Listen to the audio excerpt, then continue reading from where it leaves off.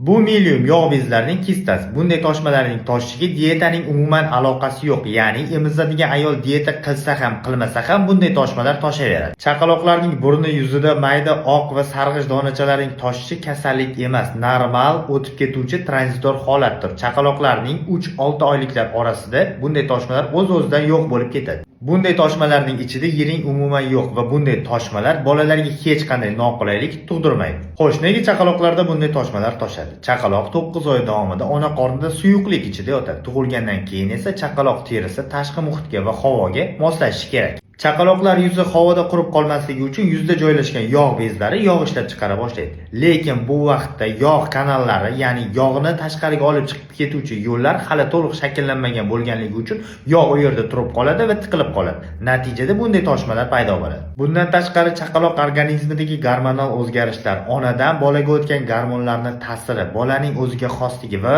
o'z vaqtida cho'miltirmaslik ham bunday toshmalarning toshishiga olib keladi. Bunday toshmalarni teshish, siqish, spirt va kremlar surish mumkin emas. Toshmalar diametri 3 mm dan katta bo'lsa, toshmaga infeksiya tushib, yallig'lansa yoki qizarsa, bu holatdagina davolanadi. Qolgan holatlarda umuman davo talab qilinmaydi.